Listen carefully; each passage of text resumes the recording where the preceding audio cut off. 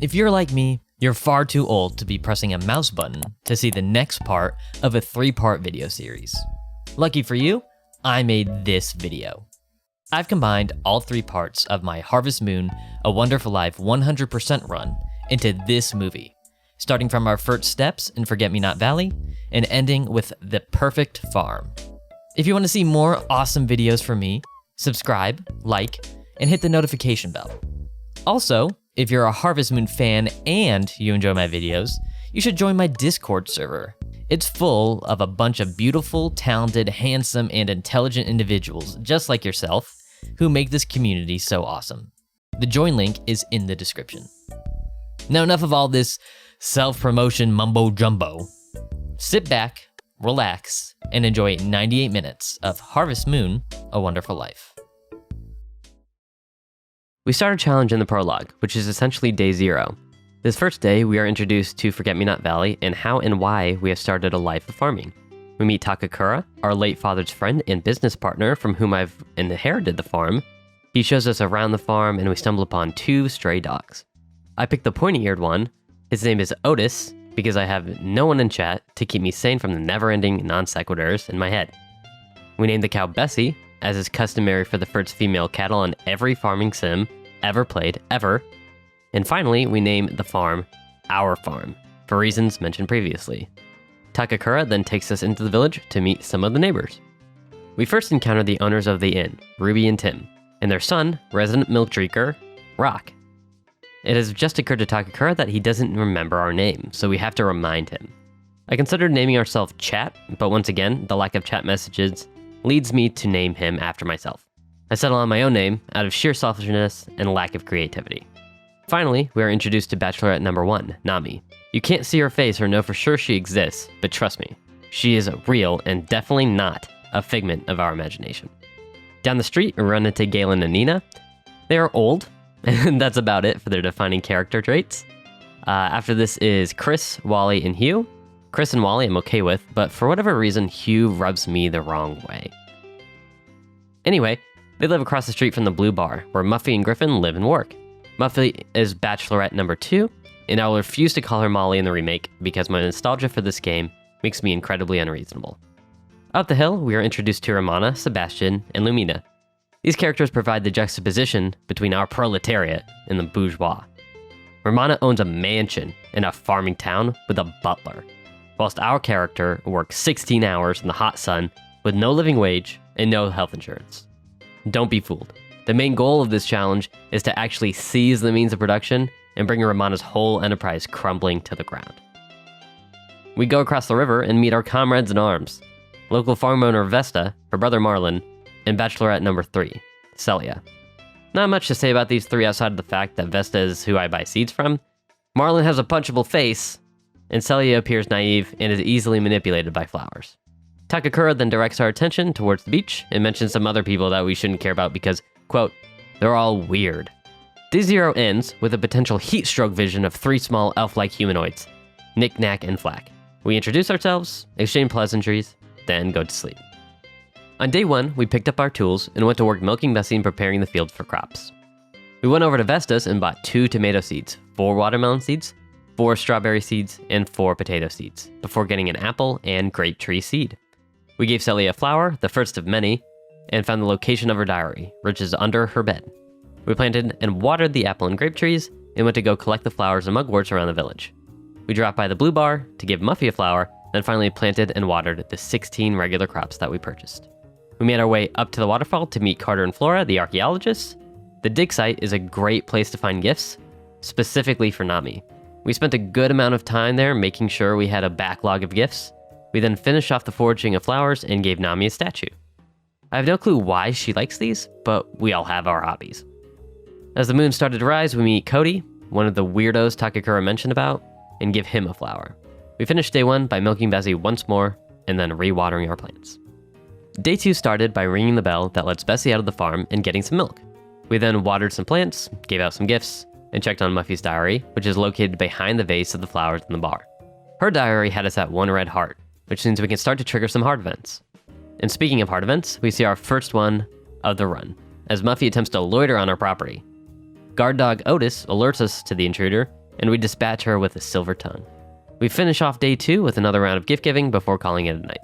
Day 3 started early as we watered the plants, milked the cow, and ran over to Nomi's apartment to give her a statue and check out her diary, which is located next to her radio. One green heart is disappointing, but we have a lot of time. We then gave out some gifts and headed towards the dig site, where we went 0 for 36 due to a bad luck day. We also had our first opportunity to shop and sell at Van's Market. It took over 20 attempts at haggling to get a better price for the milk. We also bought the fishing pole and brush. We finished day 3 by watering plants, milking the cow, and catching our first 2 fish. We're starting to see a pattern arise on day 4. Water, milk, forage, give gifts. We did some fishing and went to the mines to unearth the first tablet. The day ended with another round of watering and fishing. Day 5, and once again, we water plants and milk the cow. On this morning, we went to wait outside Nami's door to get a look at the diary, which shows no progress still. This is to be expected. Nomi's is a really tough nut to crack. We then went on to forage some more food and gifts, and then went on another Santa spree. We were briefly interrupted as 𝗙𝗃𝗃 informed us that we had a new chicken friend. We named our first chicken 𝗠𝗵𝗃 after the first follower on the Twitch channel. We then fished, milked, watered, and gave out some more gifts before calling it a night. Day 6 is underway, and after doing our bi-daily watering and milking, we discovered the first egg of the playthrough. We ran through and gave out some gifts and reached 2 hearts of affection with 𝗖𝗵𝗲𝗶𝗶. We then hit up the dig site and had some great luck getting gifts. Getting a solid 5 to 8 items is a blessing when you go 1 for 36 some days. 𝗙𝗃𝗃𝗃 once again interrupts our day and teleports us to our second arrival of the season, a hen which we named Kitty. Big shout out to 𝗙𝗵𝗏𝗶𝗏 for the name, and keeping me company during the streams. 𝗙𝗃𝗃𝗃 also dropped off some chicken feed, which I forgot to order. We then went to Van's stall and sold our milk at a haggled price, which only took 3 attempts this time. We then watered, milked, and fished until the moon got high and went to bed. Day 7 began with the customary watering, but we finally have a hint of progress as the tomatoes and strawberries are beginning to show some actual produce. We then milked, ate some strange plants off the ground, and began our gift giving for the day with Galen. We also made our first friend, Vesta. You can tell which villagers have been befriended by their head motion when they walk towards you. If it stays still, you have not given them enough gifts. But if they turn and look at you, you have a friend in them. We then got some dig site items, sold some more milk to Van, and picked our first produce crop of the playthrough, as a handful of our tomatoes are ready. We then went to buy more tomato seeds to replant the field, watered, milked, and fished until bedtime. Day 8, and we're really getting into the gameplay loop. You wake up, you water your plants, you harvest, and you milk. That's about it every morning. We then went to go purchase some more seeds, gave out some gifts, and witnessed the Lumina piano cutscene. Rock's chilled in the back until we answer the question right, and he leaves with a sad face on his mug. We then went to the dig site to procure more gifts for Nami and the other villagers. Sold some more milk to Van, who must have some calcium deficiency if he keeps buying it. And then we planted the orange tree we bought. We prepped and planted the crop field for another round of spring and summer crops, and then we made our way down to the bridge for a quick round of fishing before going to bed. Day 9 begins with more watering, milking, and general farm tasks. We take the time to go check in on Nami and see if our affection with her has grown at all, and no surprise, it hasn't. We give out gifts, hit up the dig site, give out more gifts, and get the Nami first heart event. We allow her to check out the farm, then she promptly leaves without saying much. We replant and water some crops, proceed to get our ass kicked in territory capture by Patrick. If you have any tips for winning this insane minigame, leave a comment, and I'll test it out in the next stream. But for now, I haven't won a single one. It's honestly impossible. We then milk Bessie, collect an egg, and fish until it's time for bed. Day 10, and the final day of spring, is another sunny day where we are required to water all the crops, milk the cow, and give out more gifts in the boiling hot sun. We go to purchase our summer crops, which include melons and turnips, and stop in on our friend 𝗙𝗵𝗏𝗏 for a quick little cutscene. He provides us with a new tool, the strange sickle. This is the first time we go into 𝗙𝗵𝗏𝗏's yurt, where I can only assume he has expertly hit his drug paraphernalia. We attempt to go into the blue bar for a drink and are interrupted by Muffy's second heart event. We lend her an ear into how difficult it is to do her job with how clumsy she can be, and we literally only say, "What's wrong?" and she says she feels so much better with just that. With that event down, we now have 3 hearts in the affection meter with Muffy, so we return to the farm, expand our crop field, collect an egg, and touch grass. We give out some gifts, forage for flowers and food, water our crops before it rains for the first time all season, bring in the cow for the evening, and finish the day off with some fishing. Day 11, and we have the first day of summer. With that being the case, we went out and planted the summer crops that we just bought, melons and turnips. We then went about our daily farm tasks. We gave out some gifts and went to collect the new summer forageables. This includes the happy lamp. This flower is special and should not be given out as a gift. I'll get into the specifics about why these are so important when we start discussing hybrid crops. We were finally able to befriend Galen, which is super important for the next chapter, wink wink nudge nudge. Knick Knack and Flack found a blue feather, which they gave to us, watered plants right before it started to rain again, and ran around town looking for Daryl. We went inside his lab and received 2 cutscenes. One where he tries to harness the power of lightning for the good of the town. Daryl's really not that bad of a guy, he's just kind of eccentric and weird. But the other one is where he gives us the seed maker. This machine is worth a good amount of money if we just buy it from the ledger, and is also imperative for making money and getting S-ranked crops. We finished the day by doing some fishing in the rain. Day 12 began with rain, so no need to water crops this morning. We tended to the animals on the farm, and then went to check out Tim and Ruby at the end. We're friends with them now, so getting cutscenes is possible. We go into their room, and Tim just talks about finding a hoe on his travels, and he ends up giving it to us since he has no use for it. After that, we followed Ruby into the kitchen and activated the Ruby Spice cutscene. Ruby Spice is another super important item for recipes. It can be duplicated and sold to Van for lots of money, but as I mentioned earlier in the video, I will not be doing that because it really goes against the integrity of the challenge. After the cutscenes, we ran around to check on diaries and give out some gifts. 𝗙𝗹𝗹 is now at 3 hearts, even though we haven't seen any of her heart events just yet. We then went to the dig site, dug up some gifts, gave out some gifts, and stumbled upon Vesta and her storefront, where she gave us another hoe that she doesn't use anymore. This hoe, along with the one we received this morning from Tim, mean we've collected all the hoes that can be gifted to us. We finished day 12 by watering the crops, tending to the animals, and fishing a little bit before bed. Unfortunately, day 13 began without rain, so we have to fill up our watering can and water the plants manually. After finishing up all the watering, I tended to the animals, run down to the inn to get a peek at Nami's diary, where we are finally up to 2 hearts of affection, and then we go around town and give out some gifts. After that, we go in to check in on 𝗙𝗹𝗹 and stumble on her first heart event. She asks us if we dislike our farm work, and we say, it's alright. She says the plants give her energy, and we shake our head and say it isn't weird when she asks. We go pick up some forageables, and then sell all the milk we've been hoarding to Van for a haggled price on the first try. With the influx of cash, we purchase the remaining banana and peach fruit seeds and plant them with the other trees. We water the plants and place the first of our crops in the seed maker, beginning to rectify our reliance on Vesta for seeds. After that, we purchase some emergency animal medicine just in case, and then we milk the cow and do some fishing to finish out the day. Day 14 begins as most do, watering plants, harvesting any crops that are ripe, and tending to the animals. We then give out some gifts and stalk Nami until we are interrupted by 𝗙𝗪𝗃 with a new addition to the barn. Finally, we have a horse. We decided to name the horse Deluxe after a follower. The horse is amazing in this game if you've never played it. You can be so much more time efficient, and it also helps save on wasted stamina just from walking. On the back of Deluxe, we run over to the dig site and get some gifts. As we're running to the farm to do some more tasks, Knick Knack and Flack chime in as our first chicken hatched on the premises and is ready to be named. I decided on the name Roberta since I was alone in chat this day, and I just really liked it. We then finished the day by watering crops, tending to animals, and fishing, the classic gameplay loop. Day 15, water, harvest, animals, give out gifts. You know how it is. Today, 𝗙𝗹𝗹's at 4 hearts, which is great. We sell off the milk we have to Van and stumble upon Murray stealing some fish from our freezer. I'm not a cold person, so I let him have it and be on his merry way. With the money we received from Van, we purchase a pond, another very important thing we need to do in Chapter 1. We then head up to the dig site and get some more gifts. As the sun sets, we harvest our very first crop of turnips and start our adventure into the recipes. We make some light pickles and a marinade. These dishes aren't very useful outside of gift giving because you don't need to eat in this game. It just makes it less annoying since you won't be interrupted by stomach grumbles. We finish the day by preparing the field for a larger crop harvest, plant and water the seeds we made from the seed maker, and then went to bed.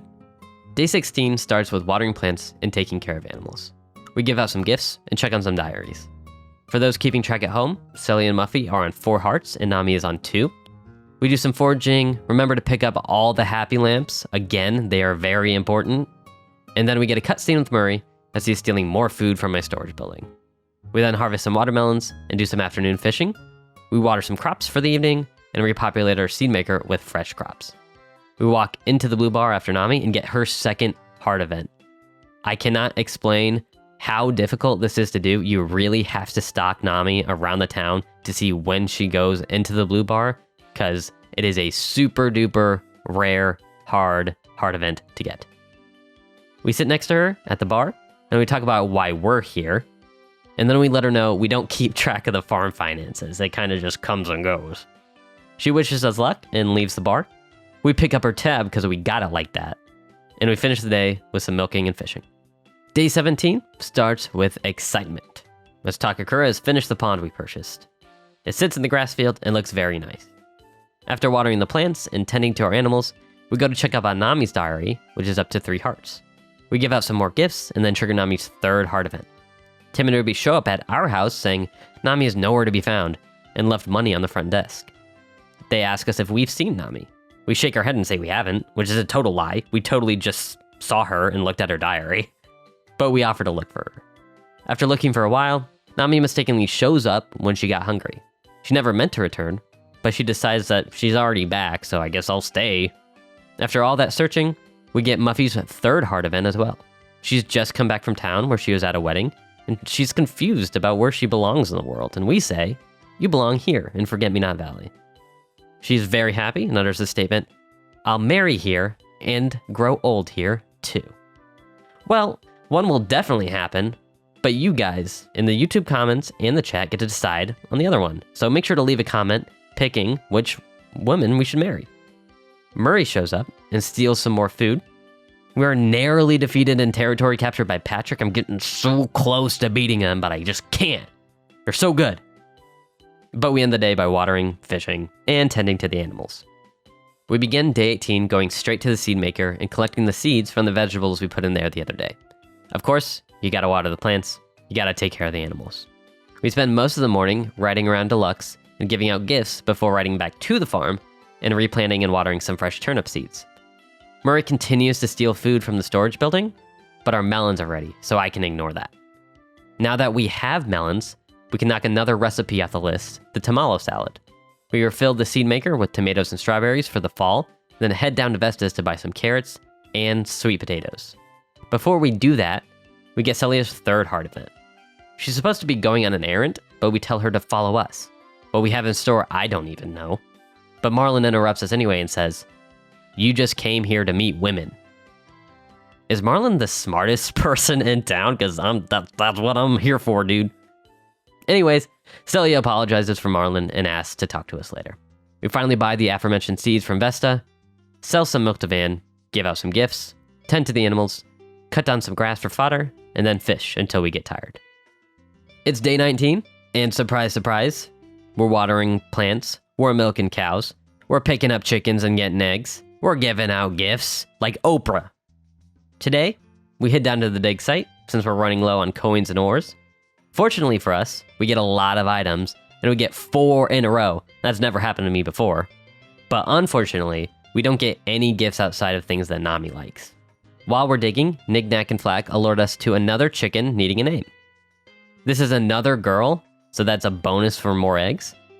And we named this one 𝗙𝗓𝗍 after a chatter who's hanging out with me that night. After naming the chicken, we get 𝗙𝗍lia's 2nd heart event. We see her talking to our animals and we follow her down to the spring, definitely not creepy. And we have a pleasant chat down by the lake and talk about how quiet and relaxing it is. We then do some foraging, give out some more gifts, water crops, cut some grass, tend to our animals, and do some more fishing.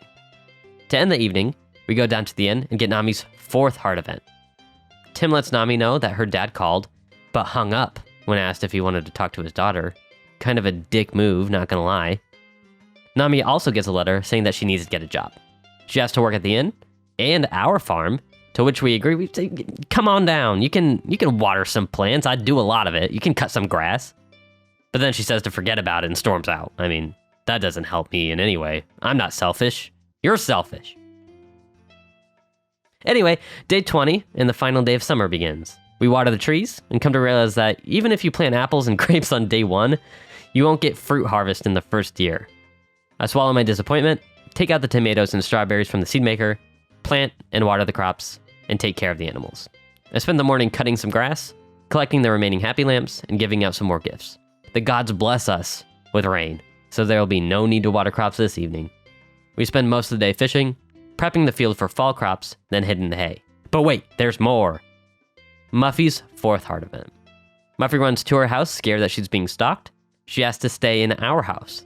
Of course, we agree, with no nefarious intentions, not at all. Trust me, I'm not like that. I'm just out here trying to find a wife. Don't worry, Muffy. She comes inside the house, picks out a place to sleep, and then someone knocks on the door again. This time, it's Griffin, Carter, and Casey. Apparently, Griffin was the one followed her around at the middle of the night, and it's all a big misunderstanding. I guess Muffy isn't too understanding as she pouts back home to the blue bar. But anyway, that's the ending of our first season of summer. Day 21, and it's our first day of fall. Starts as most first days of seasons tend to. You plant and water a whole new bunch of crops. This season, we were able to plant sweet potatoes and carrots. After that, we tended the animals on the farm and went off to forage for the new fall map items. Of utmost importance are matsutakis and gem soils, for recipes and hybrid crops respectively. Then we go out to do some flower picking, namely the trick blue flowers. Almost everyone in town loves these things, including Nami, so I always make sure to get a bunch the first fall season in chapter 1. Lucky for us, it rained in the afternoon, so no need to water crops. We went ahead and purchased the large watering can as our current one doesn't cut it. And then we finished the day by doing a little bit of fishing and putting in a late night order of bird feed. Day 22 begins on a good note as well, as it rained overnight, so all we need to do this morning is harvest the tomatoes that are ripe. We take care of the animals and collect all possible produce. Off we go into the valley to give off some gifts. We go ahead and deposit tomatoes we grew into the seed maker and cut some grass before doing some foraging and fishing by the waterfall. We finish the day by checking out the animals again and fishing down by the bridge. We get a massive task checked off our list as we fish up a big shark. Arguably the most expensive and most difficult fish to catch in the game, so shout out to Prod DC and 𝗙𝗵𝗲 for dropping a follow and increasing the luck of that fishing session. After all that excitement, we hit the hay. Day 23 begins with an interesting mission from the weatherman on the television. Apparently there's a hurricane, but when we step outside, everything's fine. Anyways, we spend the morning watering crops, harvesting the turnips. After taking care of all the animals, we deposit our turnips into the seed maker and use the remaining turnips to turn into light pickles. We spend the afternoon running around, giving out gifts, foraging for mushrooms, and other things for our player to eat. Early evening is spent watering crops, preparing the field for more seeds, and we end the day by tending the animals and doing some more fishing. Day 24 begins with another trip to the crop field for more watering. We check on our animals and pick up some tomatoes from the seed maker and plant and water those. We then go around town and give out some presents like a good Santa Claus and sell off our milk stores to Van. After foraging for some food and taking care of the animals, we call it a day after a couple hours of fishing down by the bridge. Day 25 and our stamina is insane after all the watering and crop planting we have done. We check on the chickens and cow and collect the produce they have to offer. We make sure to run up to the dig site to get all the gem soils before giving out a whole slew of gifts. As we go into the blue bar to give Muffy a gift, we stumble upon the Harvest Festival. We got Ruby behind the stove. We got Griffin on drinks. We got Vesta's farm supplying the ingredients. It's a good time. Everybody's having a great time. But Marlin pulls another dick move and asks us to pay for what we consumed. But Vesta sets him right, so it's all good. Everyone has a good time. Everyone goes home early. Everyone has a full stomach. But we still have to give Muffy a gift, so we attempt to go back into the blue bar. And then we stumble upon her second 4th heart event. Muffy asks us to come into the back, where Gustav is there waiting for us. We then have a very intimate and private conversation, where we decide to go for an afternoon date. Meanwhile, Gustav is still there. Of course, I don't know where they go on this date, or what they do, but Muffy has a great time, and I guess that's all that matters. One of the interesting things about this event is that it decays some affection for the other bachelorettes. So if you go and check on Celia's diary, or Nami's diary, they'll be down to like 3 hearts or 2 hearts. It just really depends. But lucky for us, we've already seen a good amount of those heart events, so I'm not too worried. We finish up a very monumental day with some watering, check on the animals, and some more fishing. On day 26, we're watering again, and we're harvesting again. The game's called Harvest Moon. After checking up on the animals, it decides to rain, so that's fun for me. We do some foraging, some gift giving, and some fishing in the afternoon. As the rain falls, we harvest some crops and plant the turnips we made in the seed maker. While we go to give Romana a gift, turns out she has a watering can to give us. She asks Sebastian to fetch it for us, and he puts it in the tool shed. Yes, fetch. He's a dog, he's a servant, and he's a good boy. Apparently, this watering can grows trees faster to compensate for its one tile of use. I'll be doing an experiment to test this later on. We spend the evening doing some fishing, checking in on the animals, then going to bed. It's day 27, and we're back on the grind. We're watering plants. We're milking cows. We're picking up eggs off the ground. And we're giving out gifts. And we're back up to 4 hearts of 𝗙𝗪𝗏. Great success. We do a little bit of foraging and flower picking before heading to the dig site, which we haven't been to in a while. We go back home, water the crops, and harvest the melons. Also, don't mind me watering these sweet potato plants. I totally ignored the flower blooming part, and they're ready to go. I didn't even think about it. I get them later, don't worry about it. We go ahead and populate the seed maker in preparation for planting in winter and spring. We take some of our crops, mugworts, and fish, and we turn them to some marinades for 𝗙𝗃𝗃, after which we take care of the animals for the evening and fish until bedtime. Day 28 starts with a bang, as the harvest sprites let us know that we have a new chicken just hatched. This one's a boy, so we named him Product. It's a little bit morbid, but another shout out to Prod DC for the name idea. It's not my choice, I swear. It really isn't. It's funny though. The morning begins with a strawberry and melon harvest, followed by more watering. We check on the animals and sprint over to Nami's apartment to give her a gift and check her diary, which is at 3 hearts. We give out some more gifts, sell Vance the milk, do some foraging, water the plants, prep the field for winter, get some produce, and finish the day with fishing, like we always do. Day 29, the penultimate day of this video, starts with our first carrot harvest. We only got one, but I mean the others will be ready soon. So we water the remaining plants, check on the chickens, get some milk, and stock Nami once again. Of course, it starts raining after we water the crops. We give out some gifts, pick up the gem soils by the dig site, and do some flower picking. As we go back to the farm to water crops, the first snow of the year starts coming down, and we harvest some more carrots. We pick up some seeds from the seed maker and replace them with the carrots we just harvested. We take care of the animals, do some fishing, then head off to bed.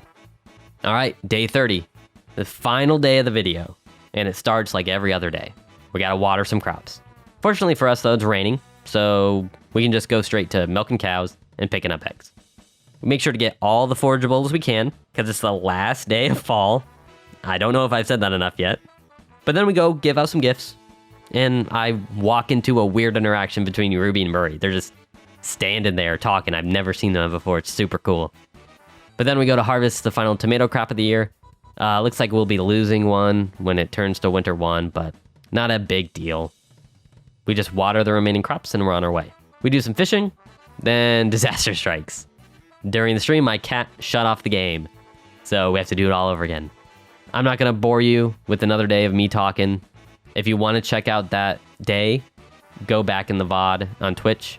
We're gonna pick up where we left off. We were fishing. We end up catching a regular shark, so maybe it's good that the game got shut off? I don't know. We go back to the farm, we double check the animals, and then we fish one more time before the day ends. And wouldn't you know it, another shark. That's 2 sharks in one day. That's crazy luck. Shout out to my cat Bo for turning the game off. He's the best. And finally, to end the day, we watch the calendar tick over to winter day 1. Day 31, and we're back in Forget-Me-Not Valley. We get S milk for the first time, which knocks off a special edition achievement. We plant the winter crops, which consist of strawberries, potatoes, and buy some fertilizer so that we can make some S-ranked crops. We collect our first upseed, which is a super important plant for crop hybrids. Check out my tartan/crop hybrid guide for why. And we finish the day with some fishing and then go to bed. We start day 32 by planting some carrots and fertilizing 1 strawberry and 1 turnip each. We narrowly lose a game of territory capture against Patrick, but we complete our daily tasks and go to bed. Day 33, and we're up at 2 a.m. doing some fishing. The harvest sprites interrupt us to name a new chicken. New follower 𝗵𝗲𝗋 names the chicken Nugget with a V because I have dyslexia. We plant and water some more strawberries and then sell Van some of our leftover fish. It's day 34, and we're planting more turnips. We spend most of the day trying to get 𝗙𝗵𝗲𝗶𝗹's 4th heart event, not knowing that 𝗬𝗲's 5th heart event locked it out.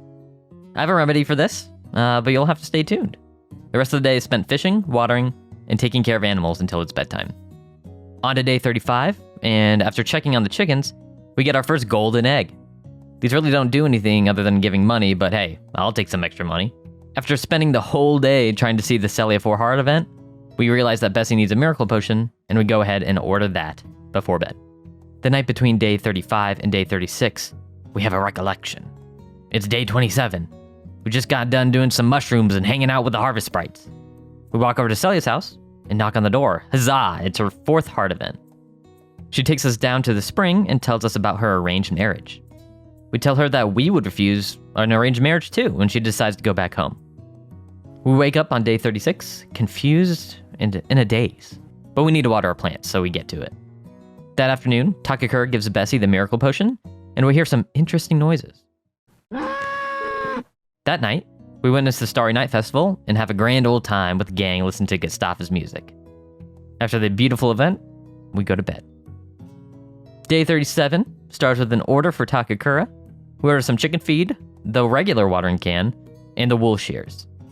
We give 𝗬𝗀𝗬𝗀 the final flower to become friends with them, then we cut some grass and do some fishing before, you know it, going to bed. Day 38 starts by befriending one of our mortal enemies, Patrick. Even after becoming friends, he takes no mercy on us in another game of territory capture. We sell some milk and eggs to Van and cut some grass before heading out to bed. We start day 39 with a couple special treats. We enter an alternate timeline machine where we travel to a different universe. In this universe, we get 𝗙𝗵𝗲's 5th heart event, where we walk in on her, Vesta, and Marlon talking about the arranged marriage. We pretend we don't hear anything and leave. Soon after, Vesta shows up at our house looking for 𝗙𝗵𝗲 as she's missing. We say she hasn't said anything to us, and we decide to look for her at the spring, but she isn't there. We find her back on our farm, and she confesses her love for us. We feel the same way, and we live happily ever after. Now back into our alternate timeline machine, we go to another universe, where we see Nami's 5th heart event. We go to the inn and ask to see Nami, but she leaves as soon as we see her. We meet her down by the beach, where she says she'll have to go home since no one is looking for extra help. We tell her she can work with us, and she's very happy. After all that jumping in between alternative timelines, we return to the original timeline and truly begin day 39. We start by befriending Cody, then cutting a whole bunch of grass. We end the evening by observing Nina and 𝗬𝗀𝗬𝗀 having one last chat. It is day 40 and the final day of year 1 and chapter 1. It's celebrated by selecting our bride. I put out a community poll before my first video hit recommended and gauged the Twitch chat, and they selected 𝗬𝗲 to be the future wife. We gave her the blue flower and she accepts. Back on the farm, we harvest our first S-rank crops of the playthrough and watch the cow do a little dance before heading into bed for the last time in year 1.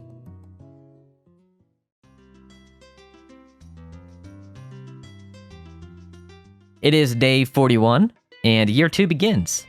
We go down to the blue bar to meet with our new wife. We make our rounds, see Nami leave the valley, and then time travel. It's a couple years later, and we have a son named Kay. The day begins in earnest as we plant our tomatoes and watermelons. We go down to Galen's new house and clean off Nina's grave.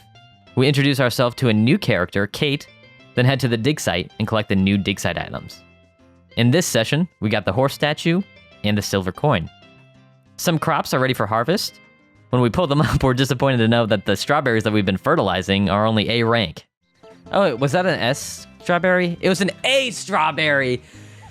Damn it, that doesn't help me. We meet Grant, another new character, down at the bar and his wife Samantha by the water well. We end the day by doing the New Year's festival at Romana's house.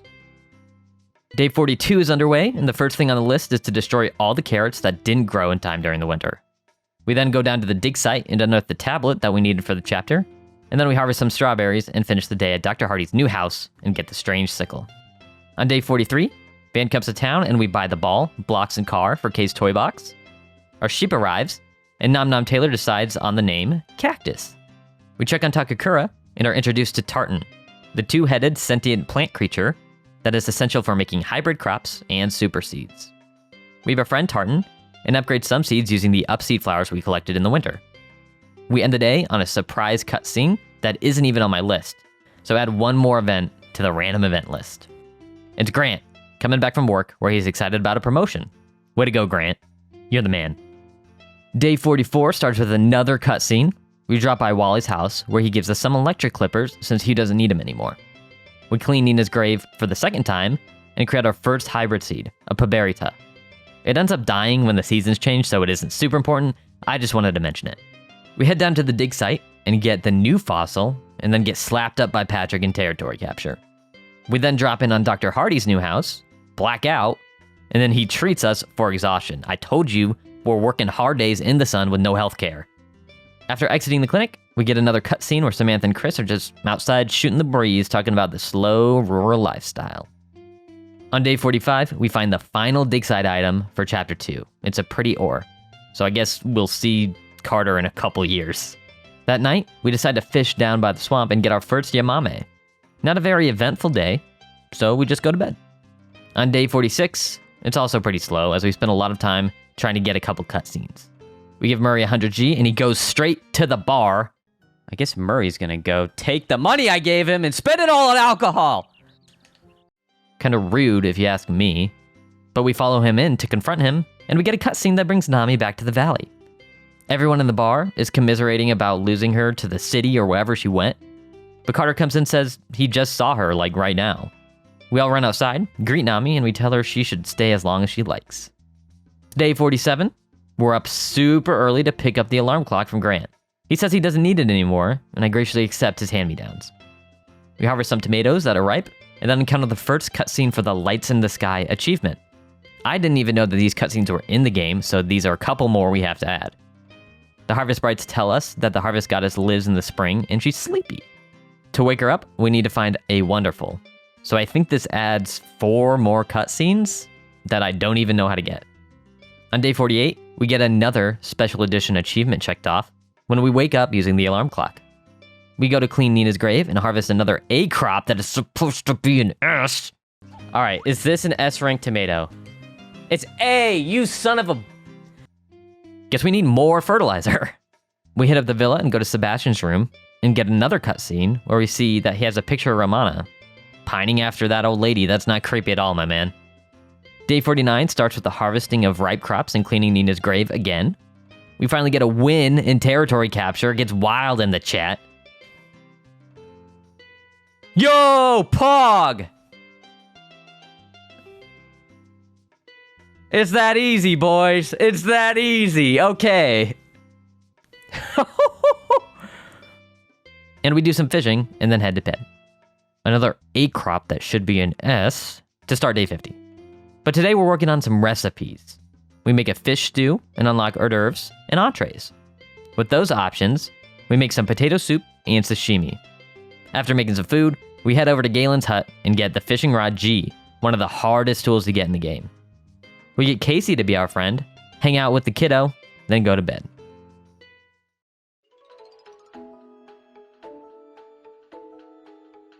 It's day 51, and we start the day by planting some summer crops, including a couple S-rank turnips and melons.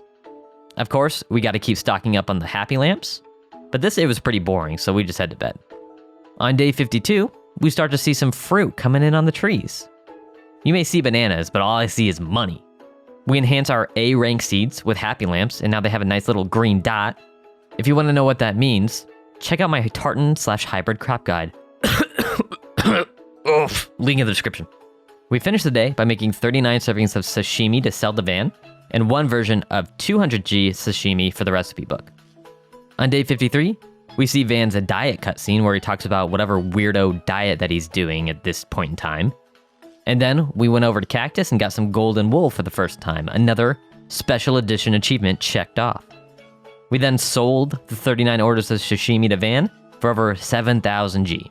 After that, we ended the day with the Summer Music Festival. Day 54 was the most boring day ever. The only interesting thing that happens was following Rock into the blue bar and getting a cutscene where Griffin plays the guitar. Day 55 begins with me misplacing fertilizer, then harvesting gold in the form of tree seeds from the seed maker. We finish the day by losing another game of territory capture against Casey and doing some seed enhancement. Day 56 was also fairly uneventful. Of course, we did our farming tasks, but we also caught Daryl spying on our wife and kid. He runs away and hurts himself in the process. Day 57, on the other hand, is monumental. Van comes to town, and we can finally sell him the fruit seeds that we've been hoarding. After all is said and done, we have over 27,000 G that we can spend. We got on a little shopping spree, and buy the regular hoe, and sickle, light hoe, and a star cow. We also get the lucky archaeologist cutscene where we find Daryl doing more creepy stuff and Carter being a misogynist. Is that it? Anyway, I'm hungry. Food! Food, I say! Carter's kind of a dick. Day 58 began with the purchasing of the last 2 tools from the ledger in the form of the light sickle and electric clippers. Our new star cow arrives, and the lovely people in chat decide to name her Nova. The day ended by starting up the money printer again by depositing more tree fruits into the seed maker. It's day 59, and we start the day by harvesting some ripe melons. Be sure to collect all the happy lamps for seed enhancement. It is very important. And then we end the day by cleaning off 𝗙𝗵𝗲𝗶𝗶. Day 60 and the last day of summer for year 2 starts with the harvest of our first S-rank watermelon and the retrieval of a whole bunch of tree seeds. We restock the seed maker with some S-rank crops and fish up a big 𝗖𝗵𝗲𝗋, which is the 14th out of 16 fish that we need to get. We did all of this in the middle of a monsoon, by the way. It was coming down out there.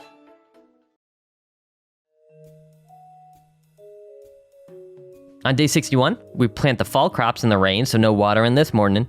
We head up to the dig site and grab the all-important gem soils. We end the day by fishing at the spring, trying to get the Arna and Big Arna. It's day 62, and 𝗙𝗵𝗲 needs to be isolated since she will be giving birth soon. For those of you keeping track at home, it takes about 25 to 26 days after the miracle potion is administered to isolate the cow. We make our first super seed using tartan to combine an S-rank melon seed with a gem soil and a happy lamp.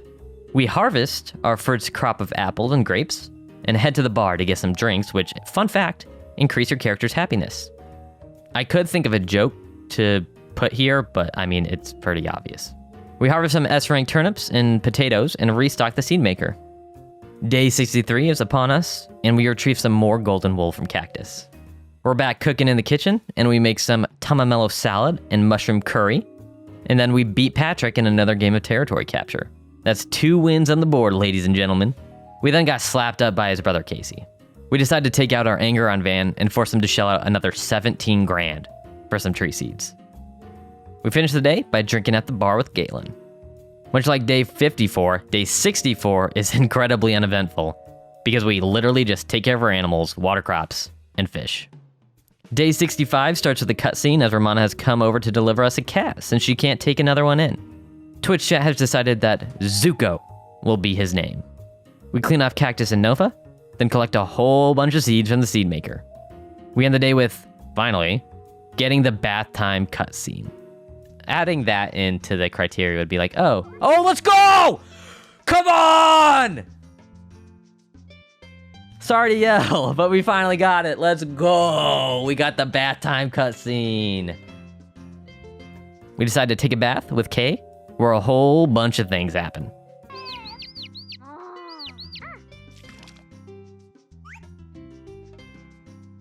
What? What happened? What happened in there? Day 66 starts with some grass cutting, gem soil collecting, and ends with some L taking. On to day 67, and we give Murray some pocket change since he's begging. Later that day, Murray shows up to our house and gives us an egg he probably stole from us. Thanks, Murray. It's day 68, and we've made the decision to cut down the orchard. We need to make some space for the S-ring trees that we'll be getting pretty soon. 𝗙𝗵𝗲 gives birth to a male cow, and since we're gonna have to sell him, the chat picks a name they won't get attached to. Bubbler. There's a whole story behind this, but I'm gonna keep that between me and Twitch chat. If you know, you know. For those of you still keeping track, that's 6 days after isolation and 32 days after the miracle potion was administered. Day 69. Haha, nice. It's a pretty sad day. It was raining and we lost in territory capture, so we went to the bar to make ourselves feel better. On day 70, a whole bunch of S-rank turnips and melons are ready for harvest. We take some leftover turnips and create our first S-rank tree seeds thanks to tartan. We head up to the dig site to get the gem soils. Then we head down to the twins' hut and beat Patrick in another game of territory capture. That's 3 wins on the board, baby.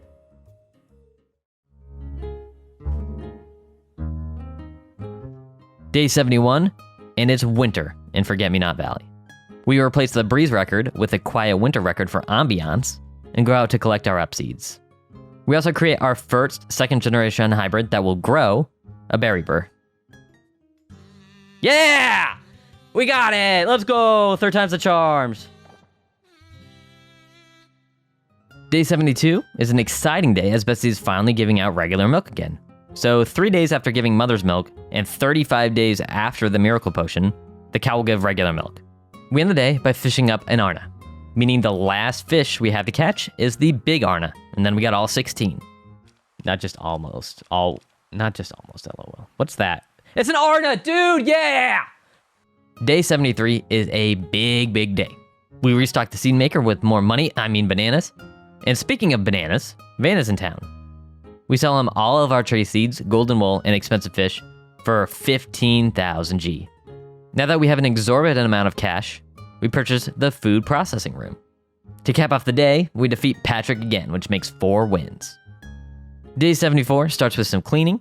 These animals have gotten dirty being inside all winter, and we make sure to get the daily upseed and fish all day in pursuit of that big Arna.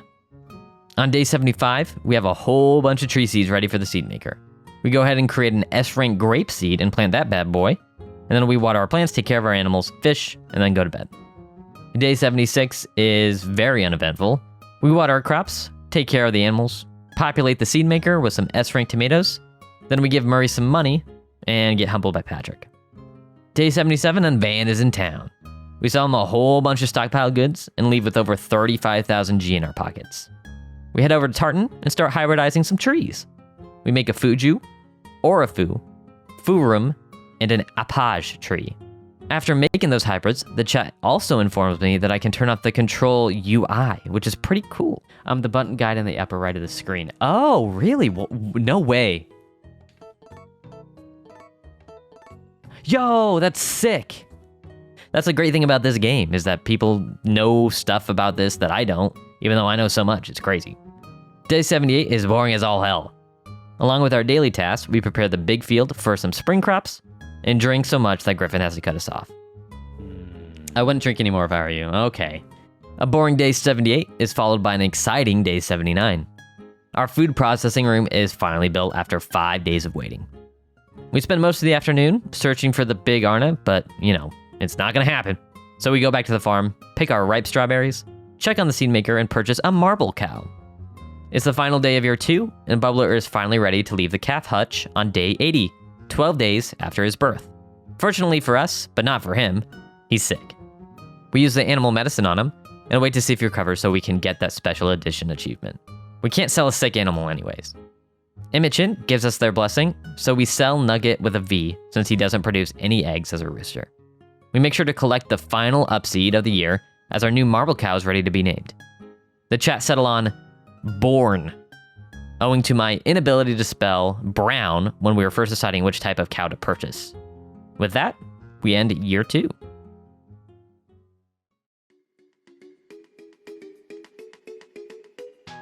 Day 81, in the first day of year 3, begins with the customary spring crop planting. Bubbler is healthy, which means we get the achievement and we can sell him to free up space in the barn. RIP Bubbler, you will be missed. We restock our seed maker with the ripe potatoes and finish the day fishing. Day 82 is pretty uneventful, watering, ranching, and fishing. However, our first ever hybrid crop, a berry-burr, is finally ripe. We celebrate at the blue bar until Griffin cuts us off. Day 83 starts with some seed enhancement. We take over some S-rank strawberry seeds and use a couple happy lamps to make any time planting strawberries. We get some golden wool from our friend Cactus and do some more tree seed hybridizing. Today, we made an Orage, a Landmouge, and a Jurum. With Van in town, we finished the day by selling him some seeds and making our way back up to 32 grand.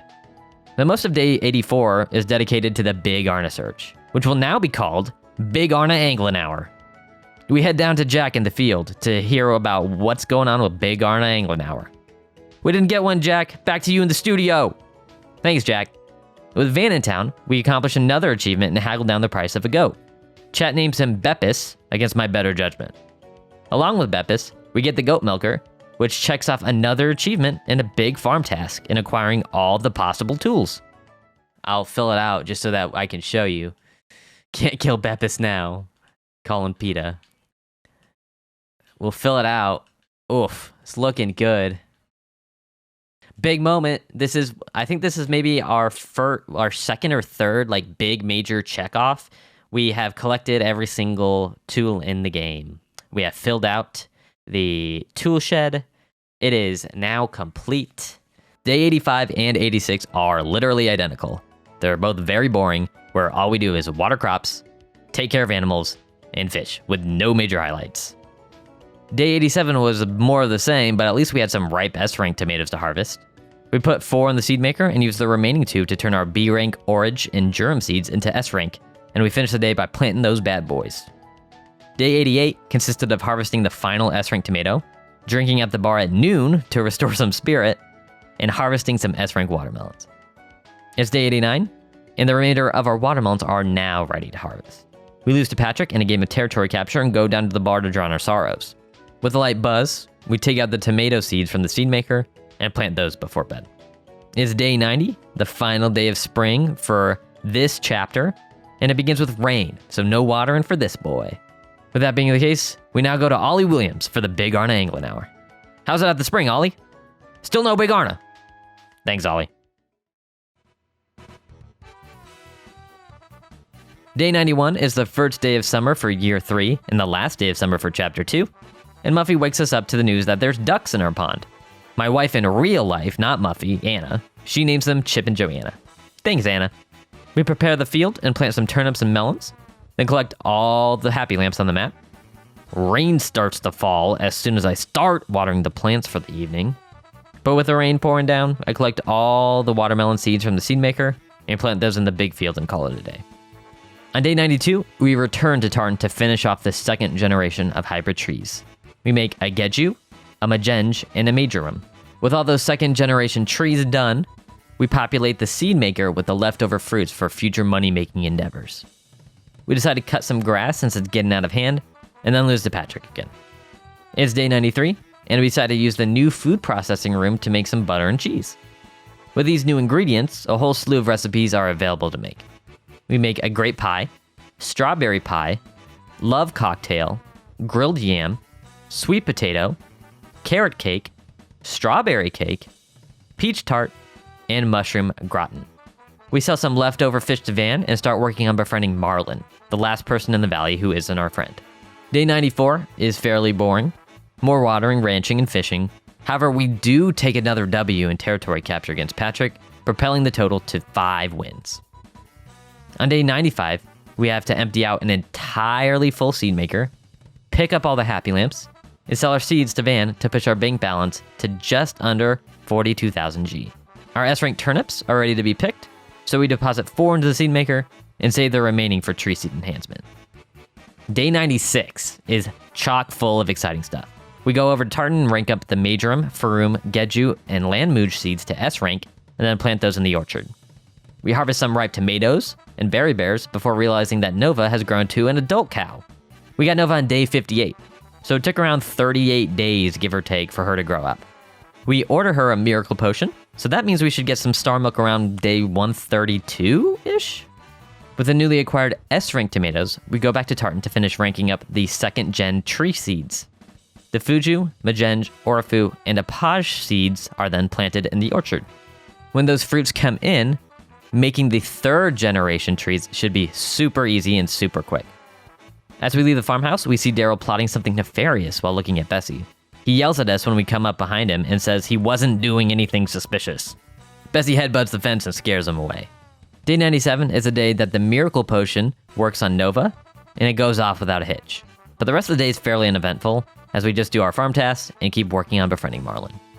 Day 98, Van is back in town, baby. We sell him our goods, and we're back to 42,000 G. We plant a whole bunch of S-rank tomatoes and turnips, and refill the seed maker before bed. Our melons and watermelons are ready to harvest on day 99. Van is in town for the second day in a row, so we sell him just enough of our stockpiled produce to purchase the milking room. We have now purchased all the farm extensions, a massive checkpoint towards 100%. It's the final day of summer for year 3 and day 100. To celebrate, we have another iteration of Big Arna Angling Hour. Still no Big Arna! To end the day, we head over to Tartan to combine a carrot seed and sweet potato seed with gem soils for a little experiment.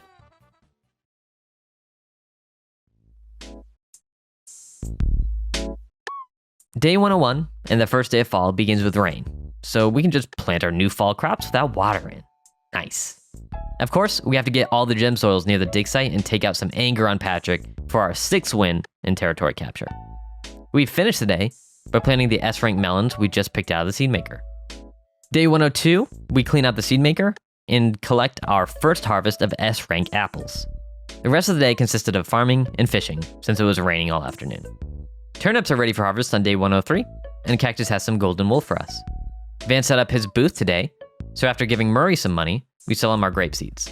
After spending about 60,000 G on the milking room, it's nice to be back above 10,000. Thanks, Van, you a real one, for real, for real. We celebrate not being broke by spending it on alcohol. We fill up the seed maker with turnips and apples, and then head off to bed. Day 104, and the only thing of note is a tomato harvest. The rest of the day is consumed with ranching, watering, and fishing in pursuit of that elusive Big Arna. On day 105, we get woken up by 𝗙𝗃𝗃 as he finally finished the milking room 6 days after purchasing it. Do you think he builds it himself or he hires contractors? Anyways, we push Bessie into the milking room to start training her to go in automatically. We harvest some apples and tomatoes before taking out a bunch of apple seeds from the seed maker and replacing them with tomatoes. After spending way more time than was probably necessary to get the milk drinking contest with Rock, we catch a scene with a super busy valley, which I thought was pretty cool, just seeing everybody out. On day 106, Bessie's run out of milk. We're gonna hold off on giving her a miracle potion, so she'll just hang out and eat fodder for now. We replant the turnips we got from the seed maker and fish until it's time for bed. It's been a couple days, so on day 107, we have some more Big Arna Angling Hour. We spent almost 10 hours fishing, but still no Big Arna. I thought getting the 16 fish was gonna be the easy part of this 100% run, but this Big Arna is proving to be incredibly difficult to catch. It's day 108, and the results of our experiment have finally arrived. The sweet potato enhanced with the gem soil grew at the same rate as a regular one. So gem soils do not affect growth speed. That's what I know for sure. I'll be doing some more tests with the gem soil because I'm super curious what they actually do, but right now we're gonna put pause. We're gonna press pause on that. We fill up the seed maker with a bunch of produce and get some of the rare fall forageables. With Van in town, we sell him some more seeds for a tidy profit, and we buy a body hyper because I'm curious to see what it does. But I guess it's just a stamina potion? Our guy says it doesn't taste very good, so we wash it down with some drinks at the Blue Bar. Snow begins to fall on day 109. Eventually, it turns to rain, so no watering, and some melons and carrots are finally ready for harvest. So we go pick up some gem soils, head over to the seed maker, where we replace the new apple seeds with the melons. On day 110, the final day of fall for the chapter, a harvest of melons and carrots is ready. We also plant some strawberries. And finally, after 38 days and so many hours, in-game and out-of-game hours, spent fishing, we fish up the Big Arna.